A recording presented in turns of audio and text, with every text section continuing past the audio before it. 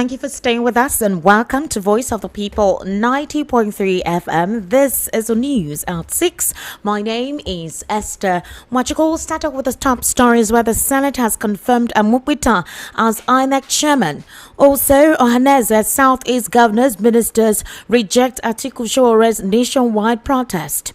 Now, in a very recent development as well, Fulbara has called on his ministers, actually asking them to evaporate from the cabinet. Bandits abduct worshippers during morning prayers at Zanfara mosque.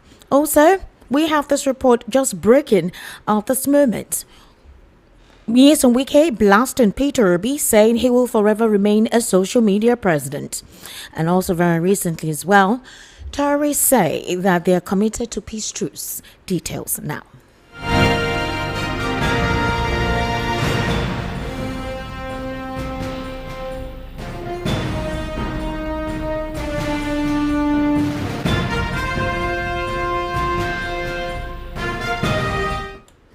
The Senate has confirmed President Bola Tinubu's nominee, Joash Amupitan, as the chairman of the Independent National Electoral Commission. Now, the upper chamber confirmed Amupitan after his screening on Thursday. Amupitan, in his submission, vowed to ensure INEC's independence and suggested deploying drones to monitor elections and safeguard sensitive election materials. During the screening, Senator Orji Uzor-Kalu, representing Abia North, expressed concerns about the worsening security situation and asked how INEC, under his leadership, would ensure that election materials are safely transported to polling units across the country.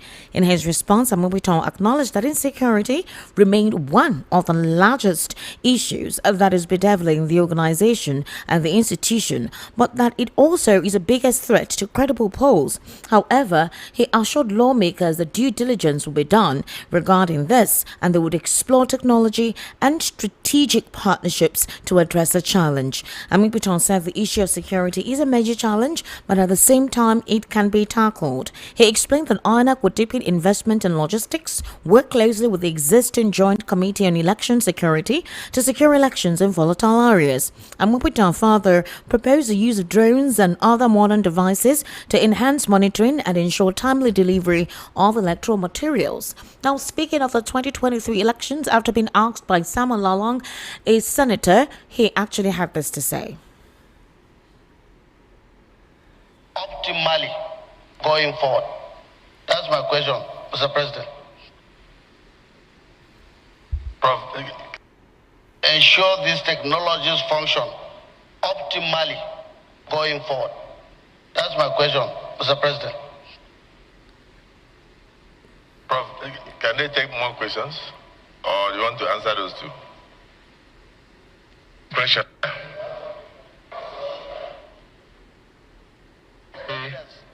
Distinguished senators, the purpose of introducing BVAS and IREF was to ensure the integrity of the election, and that is the purpose of technology all over the world. I believe what happened in 2023, which was subsumed as a glitch, before we went into the election, my own understanding and based on the review of the decisions of Supreme Court, we found that there was no clarity as to the purpose of BVAS, of IREF. Not until the Supreme Court came out to say that IREF was not an electronic collation system. And that position was not properly brought out before the election.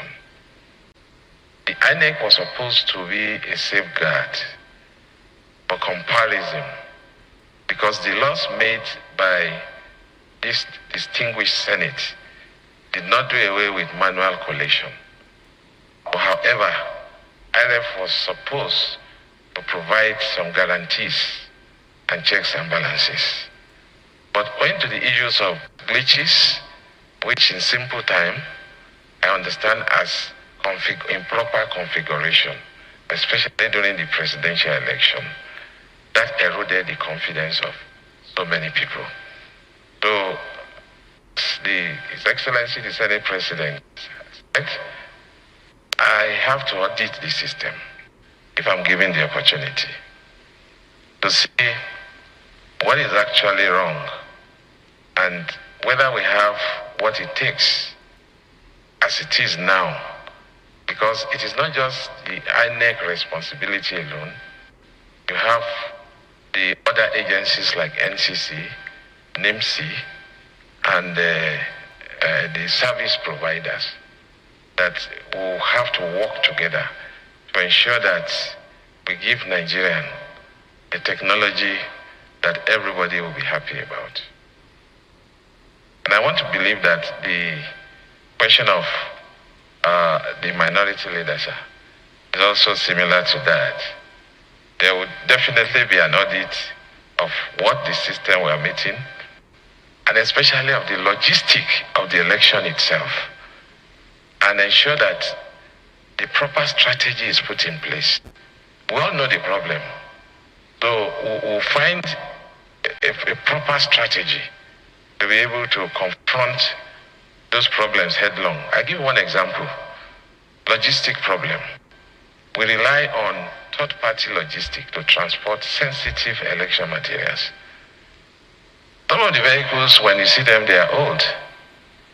And they don't even go far. And when they drop the materials, they don't even remain to bring back. So when they abandon the voting and the results, and collation is made or to transport, you now have to be hiring machines and so. So we need to take it serious and ensure, even if INEC has to go into some form of logistic on its own to ensure that aspect. I'm just giving one example that I know. Thank you, sir. All right, that was the new INEC chair who has been confirmed, Amupitan, speaking there along with the Senate members and responding to questions from the members in the National Assembly. The controversy is all about ensuring the transparency of the next upcoming elections in 2027, being that the Arab portal was a major point of controversy. Well, Joash Amupitan right there disclosed that he would like to take an audit of the 2023 elections, and it was the Supreme Court who actually said that the Arab portal is not necessarily a collating platform. Meanwhile, the Senate today halted its consideration of the 2025 electoral bill, which was set up to regulate the conduct of federal, state, and FCT area council elections. The decision taken during plenary was to allow lawmakers more time to consult and review the proposed changes before the next sitting. Earlier in the week, both the Senate and the House of Representatives held a joint public hearing on the bill through their committees on electoral matters. The proposed law aims to amend the 2022 Electoral Act and introduce new provisions for future elections. One of the key proposals is to move the 2027 presidential and governorship elections from the usual February or March schedule to November 2026. However, let's take a listen to Godswill Akpabio at the Senate today. I ask this. We have an act of parliament in existence called the Electoral Act. Am I right? Now we are seeking to amend it to bring it in line with the aspirations of Nigerians. Of particular to me is the fact that I was cheated in 2019 elections. And we went to court, and the court annulled the election. And in annulling the election, the court said the mutilations were terrible, and that whoever was the returning officer was a danger to civility and must be prosecuted. So the court ordered the prosecution of the electoral officer, but instead of prosecuting the resident electoral commissioner, they rather prosecuted the returning officer, a professor from University of Calabar who had done 34 years in service, and he was sentenced to 3 years imprisonment. The same INEC resident electoral commissioner, working with some cohorts, changed the story and said the man was trying to assist Senator Godswill Akpabio. If the man was trying to assist Senator Godswill Akpabio, how come they burnt my vote in my local government? How come I was not announced as the winner? I kept quiet. So if we are amending the Electoral Act, the real offenders must be held responsible, because at the level of a returning officer, the man can only announce what is collated from the collation centers. But a situation whereby the resident electoral commissioner sends security men to go and hijack the announcement to his office, which is against the electoral act, and then the court says the person who committed this offense should be prosecuted, and they prosecuted the wrong person. So we must also look at what INEC is doing. INEC should be held responsible for certain infractions in the Electoral Act. All the rumors and all the misconceptions and everything, I want to, anybody who has sense will ask the question. If the returning officer was trying to assist Senator Godswill Akpabio, how come the votes were hijacked to INEC headquarters and INEC headquarters announced a different person, which was annulled in the court? So the person that went free ought to have been the person to be prosecuted. So if we are going to amend the Electoral Act, it must be all-encompassing. And also the timeline for elections and timeline for campaigns. You can't be campaigning for 8 months and then you add another 3 months. You resign from your place of work 3 months before, then you go for 8 months campaign, and everything comes to 11 months. So a president who has a minister that has a political ambition cannot even have, because he has six weeks before he appoints, he has 2 months before, 60 days to send the list of ministers for clearance.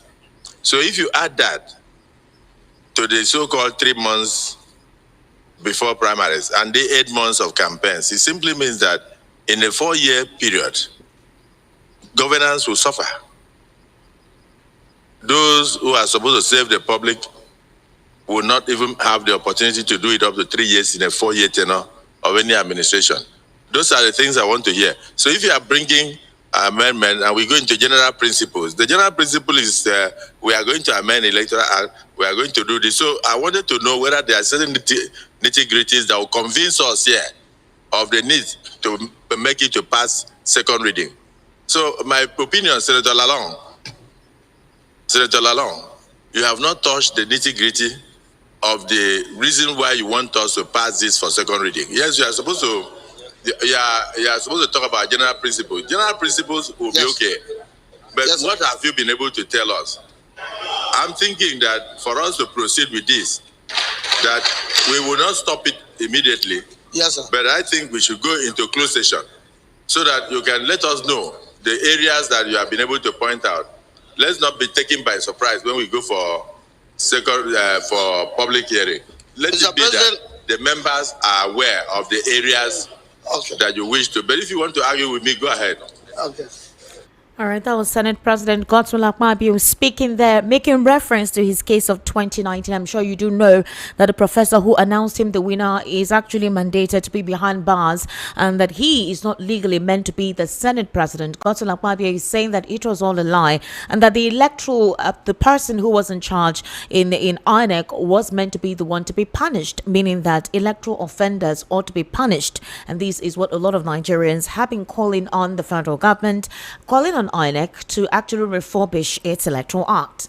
Meanwhile, Apex Igbo Social Cultural Organization Ohaneze Igbo has dissociated itself, Southeast governors, ministers from the region from the October 20th, 2025 planned nationwide protest for the unconditional release of indigenous people of Biafra leader Nnamdi Kanu. Ohaneze Igbo, in conjunction with the Southeast governors and Igbo ministers, said it has a great sense of responsibility and a profound commitment to the well-being of the zone and the stability of the country. The Igbo group condemned the planned Shore article orchestrated protest focused on the release of Nnamdi Kanu.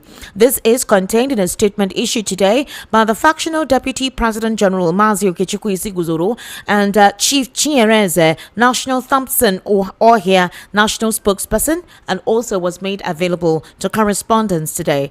According to them, and I quote, "Our considered assessment, informed by credible intelligence and meticulous analysis reveals that this proposed action is nothing more than a cynical ploy designed to instigate a repeat of the NSAS riots, ultimately aimed at undermining the current administration. It noted that this scheme, allegedly funded by elements associated with Atiku Abubakar and his cohorts, seeks to exploit the genuine desire for Nnamdi Kanu's release and draw unsuspecting Igbo citizens into a dangerous and destructive venture. The sudden and unsolicited display of uneasy affection for Igbo causes by individuals previously indifferent or even hostile to our community raises significant red flags. We, the Igbo people, are too astute and discerning to be ensnared by Atiku Shore booby trap. We call to denounce and avoid planned unrest. We implore all Nigerians, particularly those who cherish truth, justice, and democracy, to distance themselves from the planned protest,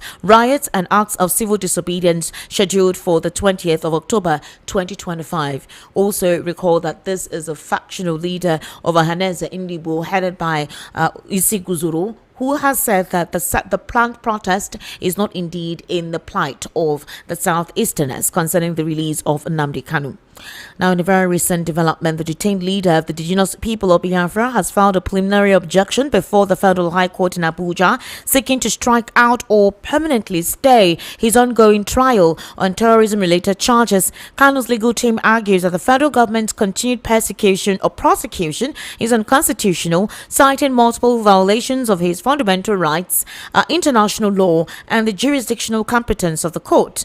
In the motion filed pursuant to sections 1, 35, 36, 42, 45, and 46 of the 1999 Constitution as amended, and several international human rights treaties, Kanu seeks a declaration that his prosecution under the Repeal Terrorism Prevention Amendment Act 2013 is null and void. He contends that the law under which he is being tried was repealed by the Terrorism Prevention and Prohibition Act 2022 and therefore cannot sustain any criminal charge. Kanu also challenges the 2017 prescription of IPOB, describing the order as unconstitutional because it was obtained ex parte without notice or fair hearing and in disregard of a subsisting ruling by Justice Binta Nyako, who had earlier held that IPOB was not an unlawful society. Among the reliefs sought are a declaration nullifying all charges framed under repealed laws, a declaration that the continued prosecution of the defendant under the Repeal Terrorism Prevention Amendment Act 2013 and upon a proscription order obtained ex parte and without fair hearing violates sections 13, 1, Section 3, 36, subsection 1, 12, and 42 of the Constitution and Article 7 and 26 of the African Charter and is therefore null and void. However, let's take a listen to Nnamdi Kanu's legal counsel today after his appearance in court, where the NMA disclosed that Nnamdi Kanu is fit for trial despite his dilapidating health condition or deteriorating health condition. Let's take a listen to Maxwell Okpara and Aloy Ejumako. That's quite a surprising ruling today. We were served all of a sudden, as a matter of surprise, an ambush with the medical report, which the court ordered the Nigerian Medical Association to submit since 26th September. So that medical report that we were served is dated 13th October. And it was today that we were served in open court with it. So, well, you can say that defense had no ample opportunity to react to it. It was more of an ambush. But nonetheless, the court had ordered further that Nnamdi Kanu be examined by the Nigerian Medical Association. That examination was never carried out, and the order was entered on 26th September and restated on 8th October. That part of the order was disobeyed. They never examined him. So the report is based on some informal meeting they held with Nnamdi Kanu as far back as 18th September at the DSS headquarters in Abuja. They were invited to do that by the DSS. The court and the DSS are not the same. So what we have in court, or what we were served in court today, quite frankly, we cannot be sure where it emanated from. Did it emanate from assumption, or did it emanate from the examination carried on or carried out on 18 September before the court entered an order on 26 September. So we were quite surprised, flummoxed, and we felt a bit disadvantaged, but the proceedings had to continue apace as the court wanted it. So at the end of the day, the court made a conclusion and a ruling that Mazi Nnamdi Kanu must enter his defense from the 24th of October and conclude his defense by the 30th of October. So basically it's a 6-day trial window that we are looking at there. You see, well, lawyers are trained to be ready for any eventuality, but the justice of the matter is another case altogether. I choose not to comment on that. A public document brought in by the medical council through the prosecution. So they serve us this thing today. And if you watch there in this particular medical report, you can see all the ailments they say that Mazi Nnamdi Kanu is suffering from. And surprisingly, somebody that has all these particular issues, you now in the last paragraph to say that from your own distance he can stand trial. Somebody that is passing through all this ailment. Having said that, too, go to make a consequential order. Say, please go and examine him and report back to me. They never examine Mazi Nnamdi Kanu, only for them to come up with this report. Nigerian Medical Council, they should be very careful, because this is a professional body and you are expected to act professionally. In your report, you are expected, I'm not a medical doctor, but I'm a practicing lawyer. You are expected to show that on this particular day, we obtained his specimen. We carried out this lab, and the lab showed this, and we are talking about somebody's life, for goodness sake. You cannot just enter into your office room and you open your system and start writing trash, and you want court to rely on it. And surprisingly, we are expected to take a date for us to go, and because when the court gave us an opportunity to respond, we are ought to have taken a date to confess from our clients. Yes, it was when Nnamdi Kanu said, what? We are the people that even gave Nnamdi Kanu this thing.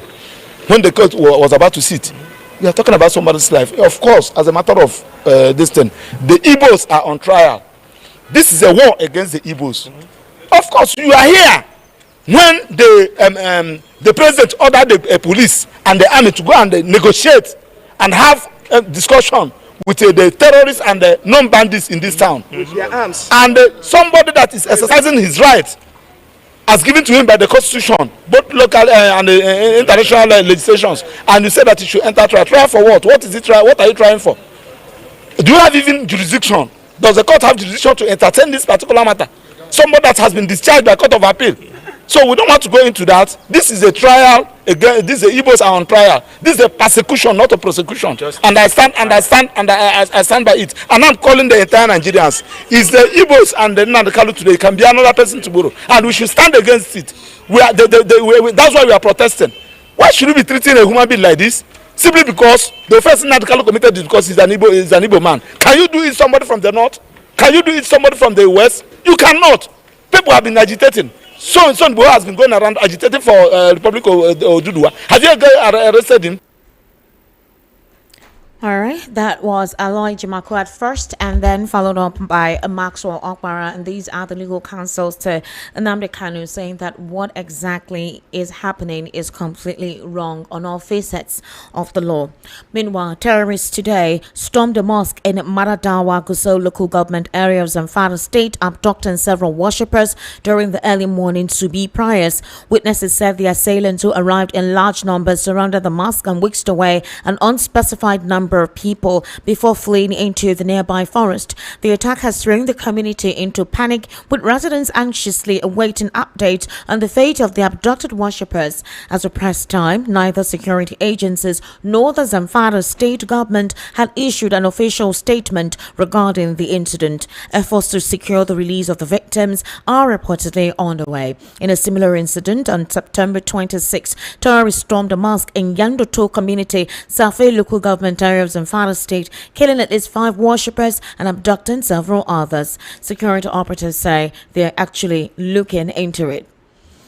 Now, the Minister of the Federal Capital Territory, Wike, has accused the Labour Party 2023 presidential candidate, Mr. Peter Obi, of turning every issue into politics, stating that he will remain a social media president. Wike slammed Peter Obi today during the commissioning of newly completed roads, Estabali Street and Kes Udezwa Street in Mabushi District, Abuja.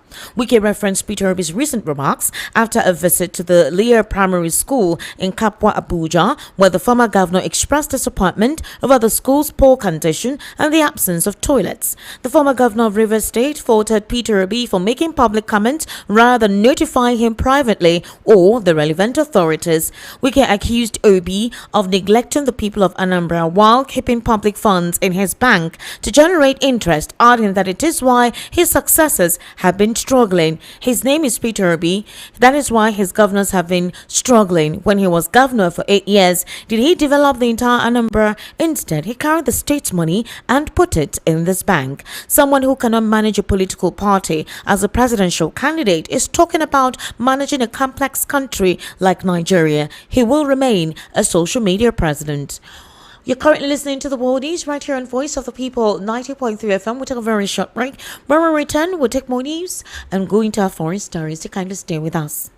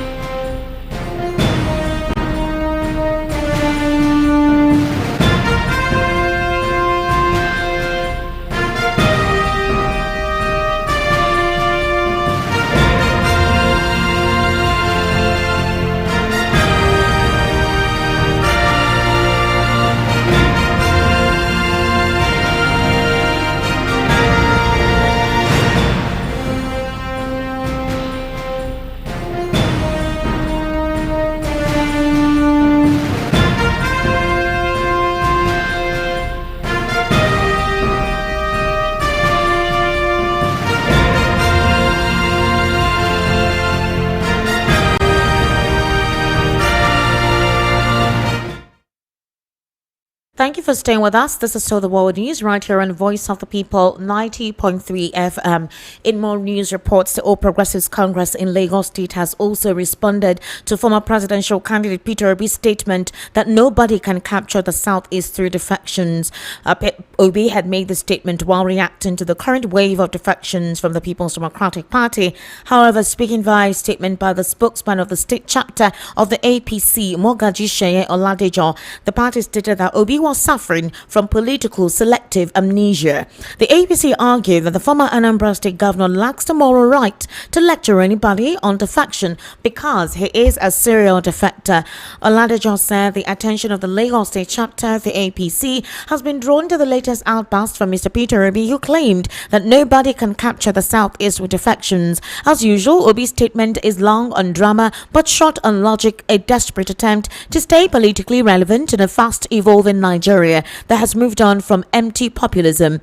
It is rather amusing that the same Peter Obi, the undisputed master defector in Nigerian politics, now pretends to have a moral right to lecture anyone about political loyalty. This is the man who moved from APGA to PDP, then to the Labour Party, and who, according to credible whispers within his shrinking camp, is already in the political marketplace, shopping for yet another platform to inherit before 2027. Suddenly, the serial defector is suffering selective amnesia when discussing others' political moves. He reminded Peter Obi that his entire career has been built on defection, opportunism, and expediency, and that if there was a trophy for political cross-captain, Obi would be its unchallenged winner.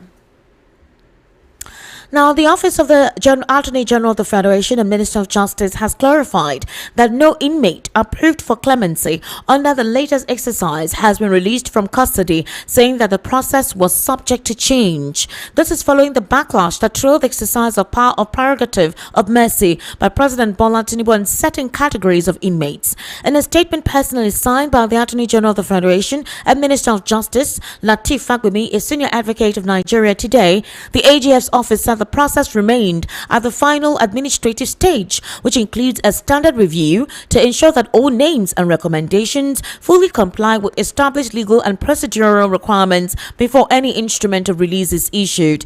It said it was important to note that the last stage of the exercise, after approval by the Council of State, is the issuance of the instrument for the implementation of the decision concerning each beneficiary. Fagbemi noted that the verification process was part of the standard protocol and reflected the government's commitment to transparency and due diligence. Recall that the Council of State had last Thursday ratified a list of offenders, both dead and alive, who had served in those 7 prison terms, including those on death row, presented by President Bola Tinubu as beneficiaries of the presidential power of prerogative of mercy. Also, he disclosed that there is no delay in the process. It is simply following the law to the latter to ensure that only those duly qualified benefit from the president's mercy. As soon as all legal and procedural checks are concluded, the public will be duly notified. The rule of law does not rush, it ensures fairness, end quote. This, he insisted, that the federal government is indeed reviewing the president's presidential pardon after the backlash from Nigerians on all fronts.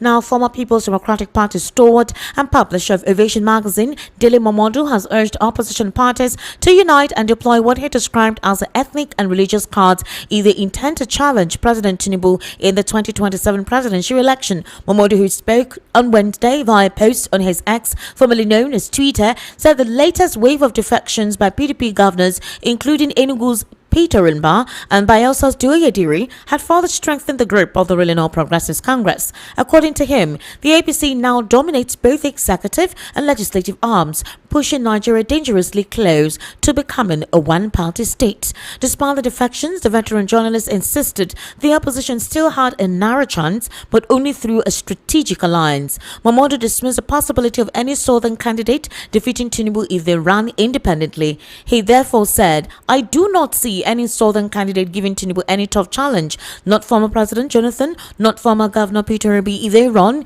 looking more like independent candidates, they will fail spectacularly." He therefore called for a coalition similar to the one that bettered the APC in 2015, proposing a northern Muslim presidential candidate with a southern Christian running mate as a most viable ticket. Momodu maintained that the opposition still had a path forward but must act decisively. He added the game is not over, but it requires candidates of absolute necessity.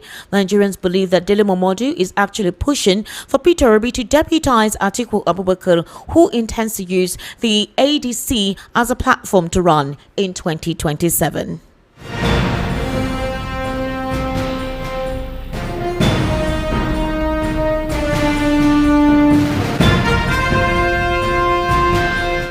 And to stories outside the shores of Nigeria, Israel's Prime Minister has told a memorial for victims of Hamas-led attack on 7 October 2023 that he is determined to secure the return of the dead hostages still inside Gaza, and the country will continue to fight terrorism with full force. Benjamin Netanyahu made the comments hours after Hamas returned the bodies of another 2 hostages, but said it was not able to access the remaining 19. There has been fury in Israel that Hamas has not yet returned all the bodies in line with last week's Gaza ceasefire deal. Though the US has downplayed the suggestion it amounts to a breach, Israel has responded to the delay by threatening to restrict the amount of aid flowing into Gaza. Earlier on Thursday, the Israeli government confirmed that 2 bodies handed over by Hamas to the International Committee of the Red Cross on Wednesday night had been identified as Inbar Heyman and Sergeant Major Mohammed Al-Atarash. Their return, which was overseen by masked Hamas gunmen in Gaza City, took the number of dead hostages returned since Monday to 9 out of 28. All 20 living hostages were released on Monday in exchange for 250 Palestinian prisoners in Israel jails and 1,718 detainees from Gaza. Hamas military wing disclosed on Wednesday that it would continue to search for the remaining bodies, but that it would require major efforts and specialist equipment. On Thursday, being today, Netanyahu addressed an official memorial ceremony at the Mount Hazel National Cemetery in Jerusalem, 2 days after the Hebrew calendar anniversary of the 7th October attack. And that's a wrap on the world news at 6. My name is Esther Wachuku. Good evening. Thank you for listening. Just stay with us for the evening rush at 7.